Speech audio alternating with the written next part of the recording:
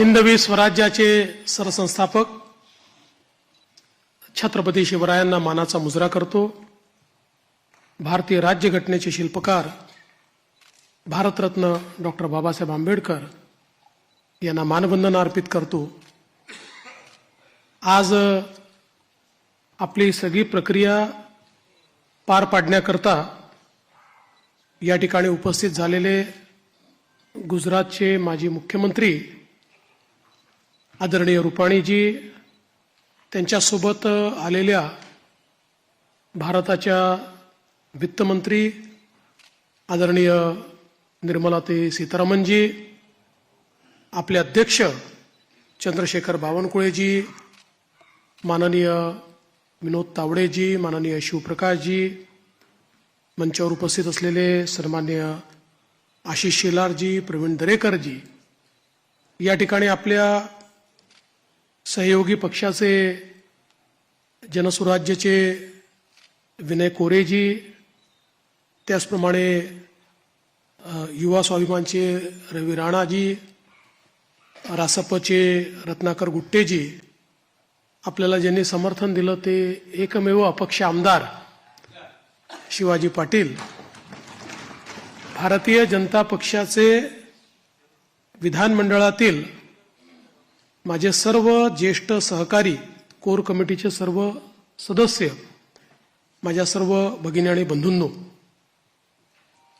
सर्वप्रथम आपल्या सर्वांचे मी आभार मानतो की आपण एकमताने या ठिकाणी विधिमंडळ गटाचा नेता म्हणून माझी निवड केली आणि ही निवड प्रक्रिया करण्याकरता या ठिकाणी आलेले माननीय रुपाणीजी आणि माननीय निर्मला सीतारामनजी यांचे देखील अतिशय मनापासून मी आभार मानतो।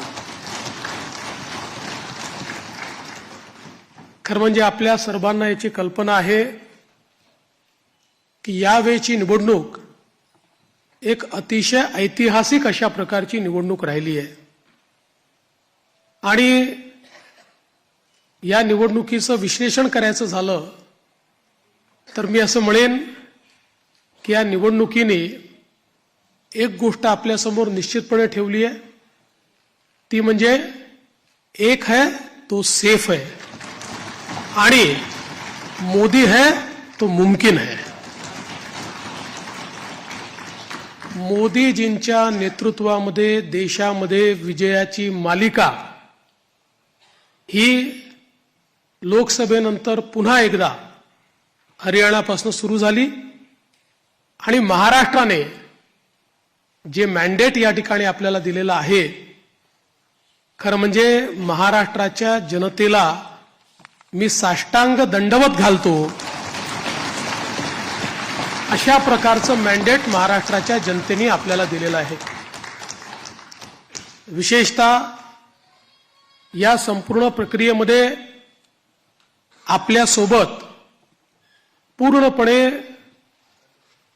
तनमनाने या ठिकाणी असलेले महाराष्ट्राचे मुख्यमंत्री माननीय एकनाथराव शिंदेजी आणि महाराष्ट्राचे उपमुख्यमंत्री सन्माननीय अजितदादा पवारजी यांचे देखील मी अतिशय मनापासून आभार मानतो आणि तद्वतच आमचे आरपीआयचे नेते रामदास आठवलेजी आणि आमच्या सगळ्या मित्रपक्षांचे देखील मनापासून आभार मानतो।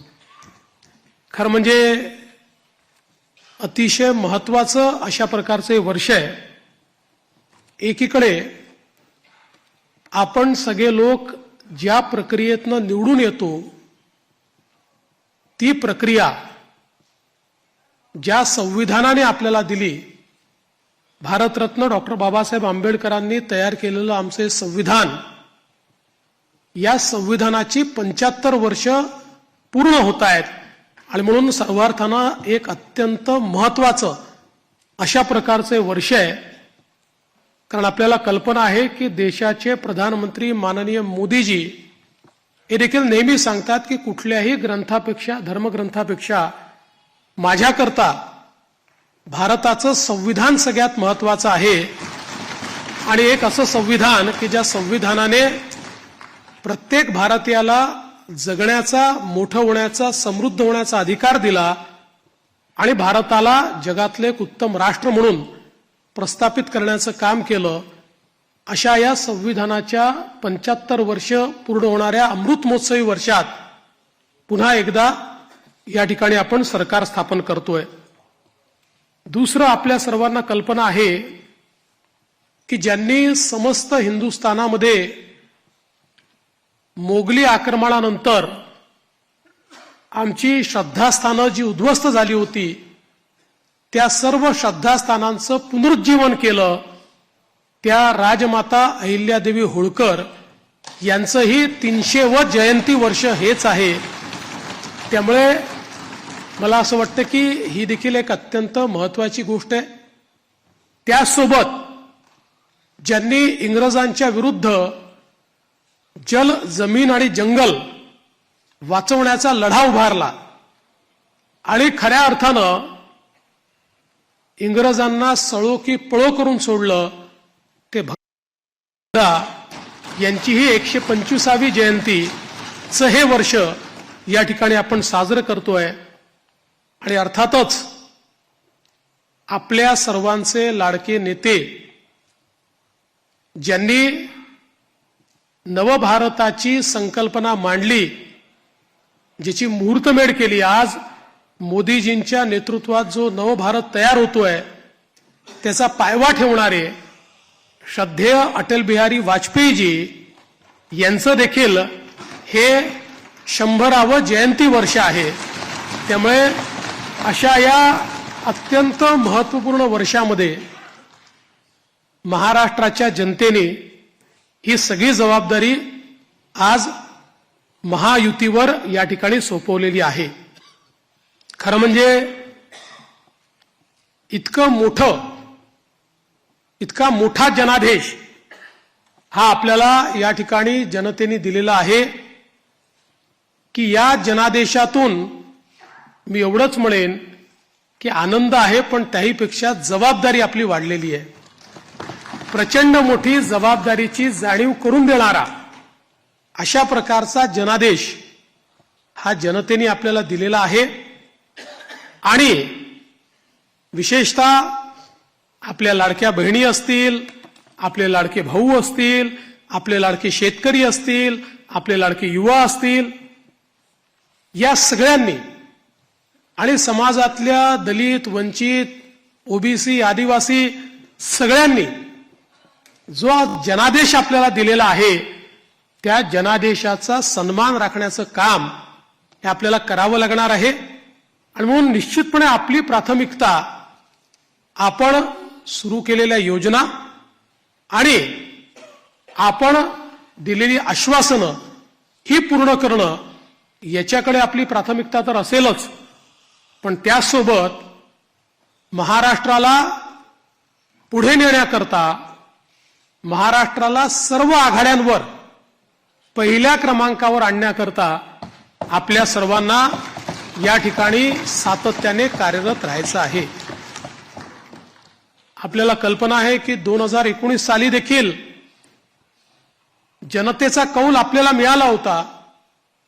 दुर्दैवाने जनतेचा जो कौल होता तो हिसकावून घेण्यात आला आणि जनतेसोबत एक प्रकारे बेईमानी त्या काळामध्ये झाली.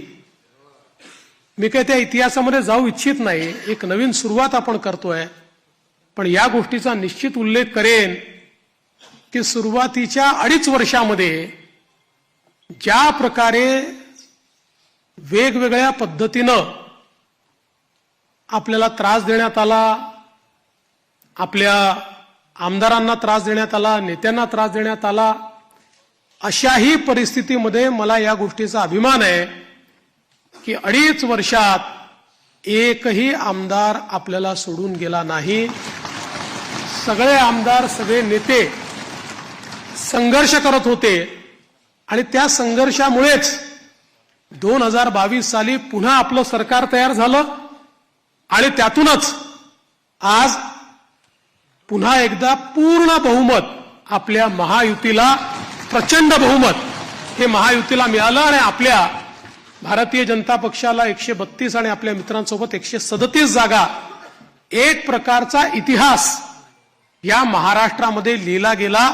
हा इतिहास मला असं वाटतं की अभूतपूर्व अशा प्रकारचा आहे. या निमित्ताने देशाचे प्रधानमंत्री माननीय मोदीजींचे मी मनापासून आभार मानेन की माझ्यासारख्या बूथचा कार्यकर्ता म्हणून ज्याने काम चालू केलंय, वॉर्डाचा अध्यक्ष म्हणून काम चालू केलंय, अशा एका कार्यकर्त्याला या सर्वोच्च पदापर्यंत 3 वेळा माननीय मोदीजींनी या ठिकाणी बसवलं. अर्थात त्यातला एकदा 72 तासाकरताच होतो, पण तरी देखील टेक्निकली होतो. त्याच्यामुळे 3 वेळा मला महाराष्ट्राच्या मुख्यमंत्री पदावर बसण्याचा मान सन्मान त्यांनी दिला. हा पक्ष ज्या प्रकारे त्यांच्या नेतृत्वात मोठा झाला, त्यातूनच सामान्य कार्यकर्त्यांना वेगवेगळी त्या ठिकाणी पदं मिळाली, चांगली पदं मिळाली, आपल्याला काम करण्याची संधी मिळाली. म्हणून मी आदरणीय मोदीजींचं मनापासून या ठिकाणी त्यांचे आभार मानतो.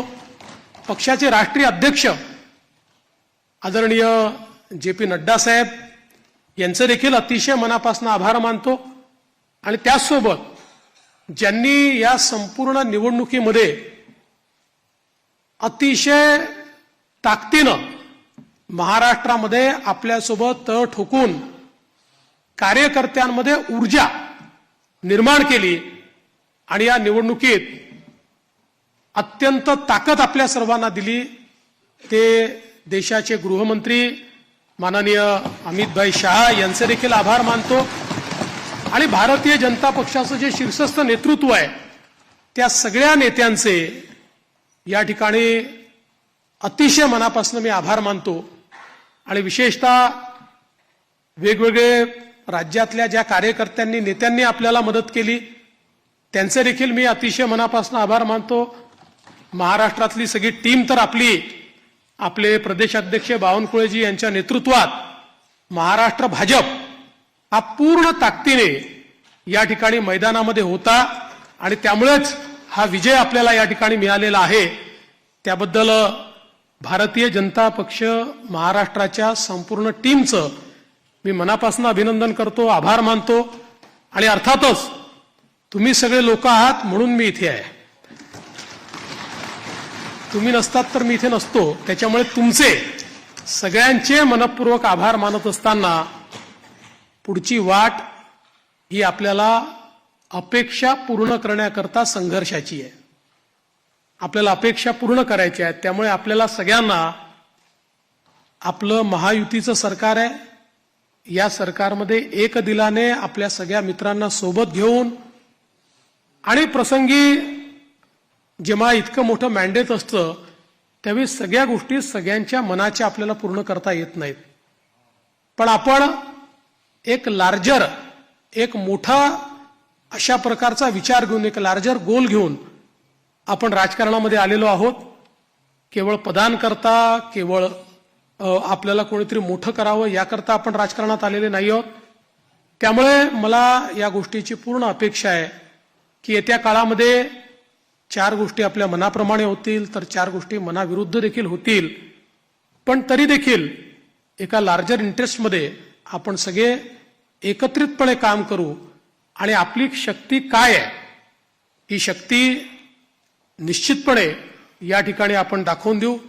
आज या निमित्ताने पुन्हा एकदा आपल्या सगळ्यांचे आभार मानत असताना महाराष्ट्रातल्या दीन, दलित, गोर, गरीब, आदिवासी, शेतकरी, शेतमजूर, महिला, ओबीसी, अल्पसंख्याक सगळ्या समाजाला या ठिकाणी मी आश्वस्त करू इच्छितो की महाराष्ट्राच्या सर्वांगीण उन्नतीकरता, महाराष्ट्राच्या प्रगतीकरता 24 तास आमचं सरकार काम करेल आणि महाराष्ट्रातल्या सामान्य माणसाच्या आशा, आकांक्षा, अपेक्षा या निश्चितपणे पूर्ण करण्याचं काम आम्ही करू.